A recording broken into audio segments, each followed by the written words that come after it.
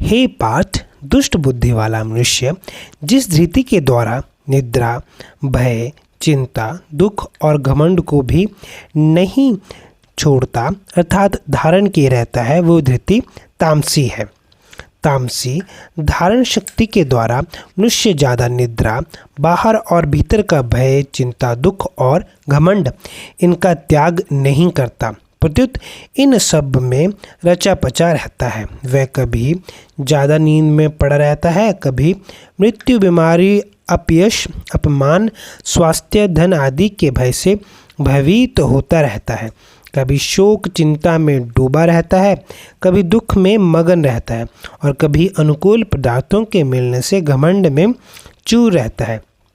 निद्रा, भय, शोक आदि के सिवाय प्रमाद, अभिसान, दंभ, द्वेष, ईर्ष्या आदि दुर्गुणों को तथा हिंसा, दूसरों का अपकार करना,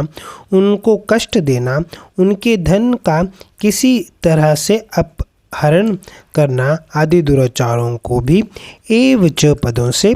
मान लेना चाहिए। इस प्रकार निद्रा, भय आदि को और दुर्गुण दुराचारों को पकड़े रहने वाली अर्थात उनको ना छोड़ने वाली धृति तामसी होती है। भगवान ने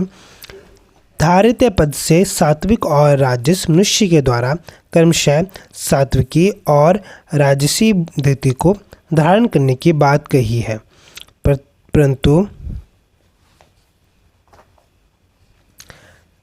परंतु यहाँ तामस मनुष्य के द्वारा तामसी धृति को धारण करने की बात नहीं कही।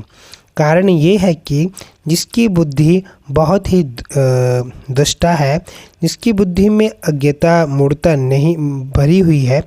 ऐसी मलिन अंतकरण वाला तामस मनुष्य निद्रा, भय, शोक आदि भावों को छोड़ता ही नहीं, वह उनमें स्वाभाविक ही रचा पचा रहता है।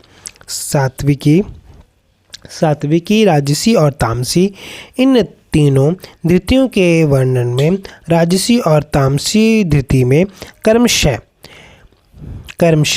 फलाकांक्षी और दुर्मेधा पद से कर्ता का उल्लेख किया है, पर सात्विकी धृति में कर्ता का उल्लेख किया ही नहीं। इसका कारण ये है कि सात्विकी धृति में कर्ता निर्लिप्त रहता है तथा उसमें कर्तव्य का लेप नहीं होता, परंतु राजसी और तामसी धृति में कर्ता लिप्त होता है।